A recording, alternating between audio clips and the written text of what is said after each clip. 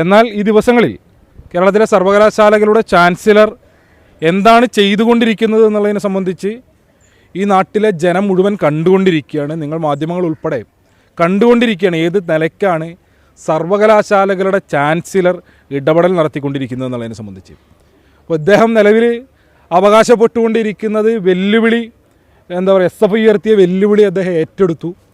എന്താ പറയുക, ഭയങ്കര ഹീറോയിക് പരിവേഷം അദ്ദേഹത്തിന് ചാർത്തി കൊടുക്കുന്നതിന് വേണ്ടി ചില മാധ്യമങ്ങൾ ഉൾപ്പെടെ വലിയ ശ്രമം നടത്തിക്കൊണ്ടിരിക്കുന്നുണ്ട്. ഒരു കീലേരി അച്ചു നിലവാരത്തിലേക്ക് അദ്ദേഹം മാറുന്ന കാഴ്ചയാണ് നമ്മൾ കണ്ടുകൊണ്ടിരിക്കുന്നത്. വെല്ലുവിളി ഏറ്റെടുക്കുന്നതിന് വേണ്ടിയുള്ള ആർജവം ചാൻസലർക്ക് ഉണ്ടെങ്കിൽ ഞങ്ങൾ ഉയർത്തിയ ഏറ്റവും വലിയ പൊതുസമൂഹം ഒന്നടങ്കം എന്ന് ചോദിച്ചുകൊണ്ടിരിക്കുന്ന വലിയ രാഷ്ട്രീയ ചോദ്യമുണ്ട്.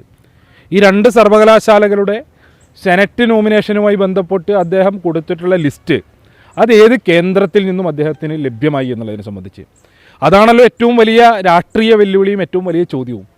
അത് ഏറ്റെടുക്കുന്നതിന് വേണ്ടിയോ ചില മാധ്യമങ്ങൾ ഉൾപ്പെടെ ഡൽഹിയിൽ നിന്ന് അദ്ദേഹത്തോട് ചോദിച്ചു അത് എവിടെ നിന്ന് കിട്ടി. അതിനോട് അദ്ദേഹം പ്രതികരിക്കുന്നതിന് വേണ്ടി തയ്യാറായില്ല. നിങ്ങൾക്ക് മറുപടി നൽകാതെ അദ്ദേഹം തിരിഞ്ഞു പോകുന്ന നിലയാണ് ഉണ്ടായിട്ടുള്ളത്. അപ്പോൾ ഞങ്ങൾ ഉയർത്തിക്കൊണ്ടിരിക്കുന്നത് രാഷ്ട്രീയ ചോദ്യമാണ്. ഞങ്ങളുടെ സമരം രാഷ്ട്രീയ സമരമാണ്. അത് കേരളത്തിലെ ഉന്നത വിദ്യാഭ്യാസ മേഖലയുടെ നിലനിൽപ്പിന് വേണ്ടിയുള്ളതാണ്. സർവകലാശാലകളെ സംഘപരിവാർവൽക്കരിക്കുന്നതിന് വേണ്ടി RSS തയ്യാറാക്കിയ അജണ്ട അത് കേരളത്തിലെ സർവകലാശാലകളിൽ നടക്കില്ല. അതിനൊരു തരത്തിലും കേരളത്തിലെ സർവകലാശാലകളെ ഞങ്ങൾ വിട്ടുതരുന്ന നിലയുണ്ടാകില്ല. ഇപ്പോൾ അദ്ദേഹം ഈ 3 ദിവസം കാലിക്കറ്റ് സർവകലാശാലയിലേക്ക് കടന്നു വരുന്നത് ഏതെങ്കിലും തരത്തിൽ കേരളത്തിലെ ഉന്നത വിദ്യാഭ്യാസ സംവിധാനത്തെ മികവുറ്റതാക്കി മാറ്റുന്നതിന് വേണ്ടിയല്ല. ഒന്ന്, RSSൻ്റെ വിചാര കേന്ദ്രത്തിൻ്റെ പരിപാടിയിൽ പങ്കെടുക്കുന്നതിന് വേണ്ടിയാണ്. അതിനുവേണ്ടി 3 ദിവസം വരുന്ന ഘട്ടത്തിൽ സർവകലാശാലയുടെ എല്ലാ അക്കാദമിക അന്തരീക്ഷത്തെയും തടസ്സപ്പെടുത്തുന്ന സ്തംഭിപ്പിക്കുന്ന നിലയാണ് അദ്ദേഹം സ്വീകരിച്ചിട്ടുള്ളത്. ഈ ദിവസങ്ങളിൽ സർവകലാശാലയിലെ വിവിധ ഡിപ്പാർട്ട്മെൻറ്റുകളുടെ സെമിനാറുകൾ നടക്കുന്നുണ്ട്. വിവിധ അക്കാദമിക് പ്രവർത്തനങ്ങളും അക്കാദമിക് ഇതര പ്രവർത്തനങ്ങളും സർവകലാശാലകളിൽ നടന്നുകൊണ്ടിരിക്കുന്നുണ്ട്. അതിനെ മുഴുവൻ സ്തംഭിപ്പിക്കുന്ന സാഹചര്യം. ഇപ്പോൾ രാജ്ഭവനിൽ നിന്നുള്ള ഉത്തരവ് സർവകലാശാലയിൽ 4 ഗസ്റ്റ് ഹൗസ് ഉണ്ട്, 4 ഗസ്റ്റ് ഹൗസും ഒഴിപ്പിക്കണം എന്നുള്ളതാണ്. ഇതുമായി ബന്ധപ്പെട്ട് വിവിധ അക്കാദമിക് പ്രവർത്തനങ്ങളുടെ ഭാഗമായി സർവകലാശാലയിൽ എത്തിയിട്ടുള്ള ആളുകളെ മുഴുവൻ ഒഴിപ്പിച്ചു. ഇവിടെ 4 ഗസ്റ്റ് ഹൗസുകളും. ഇദ്ദേഹത്തിന് ഒരു ഗസ്റ്റ് ഹൗസിൽ നിൽക്കുക, പുള്ളി വലിയ ധൈര്യശാലിയാണ്, എനിക്ക് വലിയ ധൈര്യമാണ് എന്നൊക്കെ ആവർത്തിച്ച് പറഞ്ഞുകൊണ്ടിരിക്കുന്ന ആൾ ഈ 4 സർവകലാശാലകളും പൂർണ്ണമായി ഒഴിപ്പിച്ചുകൊണ്ട്, അല്ലെങ്കിൽ ഇദ്ദേഹം സംസ്ഥാന സർക്കാരിനോട് ആവശ്യപ്പെട്ടുകൊണ്ടിരിക്കുന്നത് 500ഓളം വരുന്ന പോലീസിൻ്റെ സുരക്ഷ തനിക്ക് വേണം. അപ്പോൾ ഞങ്ങൾ ഇദ്ദേഹത്തെ ആക്രമിക്കാൻ വേണ്ടി തരാം. ഇദ്ദേഹം ആവർത്തിച്ച് ഞങ്ങളെ ക്രിമിനലുകളെന്ന് വിളിച്ചുകൊണ്ടിരിക്കുന്നുണ്ട്, ഗുണ്ടകളെന്ന് വിളിച്ചുകൊണ്ടിരിക്കുന്നുണ്ട്. ഒരു ക്രിമിനൽ പ്രവർത്തനത്തിനോ ഗുണ്ടാ പ്രവർത്തനത്തിനോ നേതൃത്വം കൊടുക്കുന്നതിന് വേണ്ടിയല്ല ഞങ്ങൾ വന്നിട്ടുള്ളത്. ഞങ്ങൾ വിദ്യാർത്ഥികളാണ്, സർവകലാശാലയിലെ വിദ്യാർത്ഥികളാണ്. ഞങ്ങൾ അദ്ദേഹത്തെ ആക്രമിക്കുന്നതിന് വേണ്ടിയല്ല വന്നിട്ടുള്ളത്. ഈ സർവകലാശാലകളുടെ നിലനിൽപ്പുമായി ബന്ധപ്പെട്ട ഞങ്ങളുടെ ആശങ്കകൾ ഉയർത്തുന്നതിന് വേണ്ടിയാണ്. സർവകലാശാലകളെ തകർക്കുന്നതിന് വേണ്ടി അതിൻ്റെ ചാൻസലർ തന്നെ ഇടപെടൽ നടത്തിക്കൊണ്ടിരിക്കുമ്പോൾ സ്വാഭാവികമായും പ്രതിഷേധിക്കുന്നതിന് വേണ്ടി, ജനാധിപത്യപരമായ പ്രതിഷേധം ഉയർത്തുന്നതിന് വേണ്ടി വിദ്യാർത്ഥി സമൂഹത്തിന് ഉത്തരവാദിത്വമുണ്ട്. ആ ഉത്തരവാദിത്വം നിറവേറ്റുന്നതിന് വേണ്ടിയാണ് ഞങ്ങൾ വന്നിട്ടുള്ളത്. അതിനെ ഏതെങ്കിലും തരത്തിൽ കായികമായി കൈകാര്യം ചെയ്ത് കളയാം, അല്ലെങ്കിൽ അദ്ദേഹം ഇപ്പോൾ നടത്തിക്കൊണ്ടിരിക്കുന്ന കീലേരി അച്ചു നിലവാരത്തിലുള്ള പ്രകോപനങ്ങൾ സൃഷ്ടിച്ച് ഞങ്ങളെ പ്രകോപിതരാക്കാമെന്നൊക്കെയുള്ള തെറ്റിദ്ധാരണകൾ അദ്ദേഹത്തിന് ഉണ്ടാകും. അല്ലെങ്കിൽ അദ്ദേഹത്തിന് ഉപദേശം നൽകിക്കൊണ്ടിരിക്കുന്ന കേന്ദ്രങ്ങൾ ആ നിലയിൽ അദ്ദേഹത്തെ ഉപദേശിച്ചിട്ടുണ്ടാകും. എന്നാൽ ഒരു തരത്തിലുള്ള പ്രകോപനത്തിനും വഴങ്ങുന്നതിന് വേണ്ടി ഞങ്ങൾ തയ്യാറല്ല. ജനാധിപത്യപരമായി കരുത്തുറ്റ തീഷ്ണമായ സമരം, പ്രതിഷേധം ഞങ്ങൾ ഉയർത്തിക്കൊണ്ടുവരും. ഇപ്പോൾ കാലിക്കറ്റ് സർവകലാശാല സ്ഥിതി ചെയ്തുകൊണ്ടിരിക്കുന്ന മലപ്പുറം ജില്ല മുസ്ലിം ലീഗിനെ സംബന്ധിച്ച്, MSFനെ സംബന്ധിച്ച് വലിയ ശേഷിയുണ്ടെന്ന് അവകാശപ്പെട്ടുകൊണ്ടിരിക്കുന്ന ജില്ലയാണ്. UDF സംവിധാനങ്ങളെ സംബന്ധിച്ച് ശേഷിയുണ്ട് എന്ന് അവകാശപ്പെട്ടുകൊണ്ടിരിക്കുന്ന ഒരു ജില്ലയാണ്.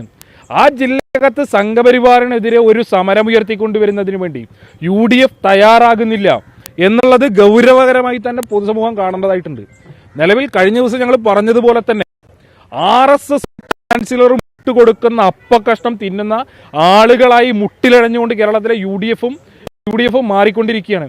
ഈ ദിവസം വരെ പ്രതിപക്ഷ നേതാവ് ഉൾപ്പെടെയുള്ള ആളുകൾ വ്യക്തമാക്കിയിട്ടില്ല എങ്ങനെ RSS കേന്ദ്രത്തിൽ നിന്നും ചാൻസലർ ഒപ്പിട്ട് മുന്നോട്ട് വെച്ച സെനറ്റ് അംഗങ്ങളുടെ പട്ടികയ്ക്കകത്ത് എങ്ങനെ UDFൻ്റെ നേതാക്കന്മാർ വന്നു. ഞങ്ങൾ മനസ്സിലാക്കുന്നത് കേരള സർവകലാശാലയുമായി ബന്ധപ്പെട്ട് പ്രതിപക്ഷ നേതാവിൻ്റെ ഓഫീസിൽ നിന്നും BJP ഓഫീസ് വഴി ചാൻസലറുടെ ടേബിളിലേക്ക് 3 ആളുകളുടെ പേര് പോയി എന്നുള്ളതാണ്. ചാൻസലർ ടേബിളിലേക്ക് പ്രതിപക്ഷ നേതാവിൻ്റെ ഓഫീസിൽ നിന്ന് BJP ഓഫീസ് വഴി 3 ആളുകളുടെ പേര് പോയി. അതിൽ രണ്ടാളുകൾ കേരള സർവകലാശാല സെനറ്റ് ലിസ്റ്റിൽ ഉൾപ്പെട്ടു, ഒരാൾ ഉൾപ്പെട്ടില്ല. ഒരാൾ നിങ്ങളുടെ കൂട്ടത്തിലുള്ള നിങ്ങളുടെ ഒരു സഹപ്രവർത്തകയാണ്, ഒരാളൊരു മാധ്യമ പ്രവർത്തകയാണ്. 3 പേരിൽ ഒരാൾ ഉൾപ്പെട്ടിരുന്ന ഒരാൾ. മറ്റ് 2 കോൺഗ്രസ് നേതാക്കൾ കേരള സർവകലാശാല സെനറ്റ് ലിസ്റ്റിൽ ഉൾപ്പെടുന്നു, RSS കേന്ദ്രത്തിൽ നിന്ന് കൊടുത്ത സെനറ്റ് ലിസ്റ്റിൽ. ഇവിടെ കാലിക്കറ്റ് സർവകലാശാലയിൽ 7 UDF നേതാക്കന്മാർ ഉൾപ്പെടുന്നു. ഇവർ സംഘപരിവാറിനെതിരായ രാഷ്ട്രീയ മുദ്രാവാക്യം ഉയർത്താൻ ആർജവമുള്ള ആളുകളാണെങ്കിൽ രാജിവെക്കുക എന്നുള്ളതാണല്ലോ. അങ്ങനെ RSS KC വേണുഗോപാൽ ഉൾപ്പെടെ പറഞ്ഞു BJP ഓഫീസിൽ നിന്ന് കൊടുത്തുവിട്ട ലിസ്റ്റാണ്. ആ BJP ഓഫീസിൽ നിന്ന് കൊടുത്തുവിട്ട ലിസ്റ്റിനകത്ത് ഉൾപ്പെടാൻ വേണ്ടി, അങ്ങനെ മുന്നോട്ട് പോകാൻ വേണ്ടി ഉദ്ദേശിക്കുന്നില്ല എന്ന് പ്രഖ്യാപിച്ച് രാജിവെക്കേണ്ടുന്ന ആളുകൾ അതിന് തയ്യാറാകുന്നില്ല, മൗനം പാലിച്ചുകൊണ്ടിരിക്കുകയാണ്. നിലവിൽ മലപ്പുറം ജില്ലയിൽ ഉൾപ്പെടെയുള്ള KSUവിൻ്റെയും MSFിൻ്റെയും നേതാക്കൾ ഈ ദിവസങ്ങളിൽ ഇന്നുൾപ്പെടെ നാളെ ഉൾപ്പെടെ ചാൻസലർക്ക് നാരങ്ങ വെള്ളം കലക്കുന്നതിന് വേണ്ടിയുള്ള തിരക്കിലാണ്. അപ്പോൾ ഈ ഘട്ടത്തിൽ SFI ശക്തമായിട്ടുള്ള രാഷ്ട്രീയ സമരം ഉയർത്തിക്കൊണ്ടുവരും. ആ സമരം കേരളത്തിലെ വിദ്യാർത്ഥി സമൂഹം ഒന്നടങ്കം ഏറ്റെടുക്കും. കേരളത്തിലെ സംഘപരിവാർ ഇതര മനസ്സുള്ള ജനാധിപത്യ വിശ്വാസികൾ ഒന്നടങ്കം ഈ സമരത്തോടൊപ്പമാണ്. ഇത് ചാൻസലർ ഉൾപ്പെടെ ഉപയോഗിച്ച് കഴിഞ്ഞ ദിവസങ്ങളൊക്കെ നമ്മൾ കണ്ടു, വിവിധ കേന്ദ്ര ഏജൻസികളെ ഉൾപ്പെടെ ഉപയോഗപ്പെടുത്തിക്കൊണ്ട് കേരളത്തെ തകർക്കുന്നതിന് വേണ്ടിയിട്ടുള്ള ശ്രമം.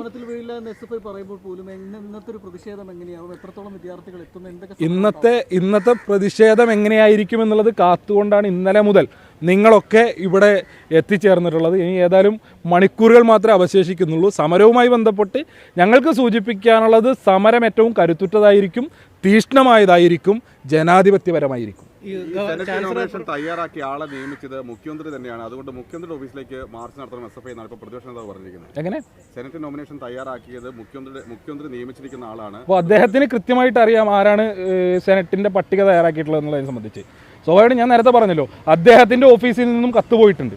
അദ്ദേഹത്തിൻ്റെ ഓഫീസിൽ നിന്ന് RSS കേന്ദ്രം വഴി കത്ത് പോയിട്ടുണ്ട്, ഇന്ന ആളുകളെ കൂടി ഇതിൻ്റെ ഭാഗമായി നിയമിക്കണം എന്നുള്ളതിനെ സംബന്ധിച്ച്.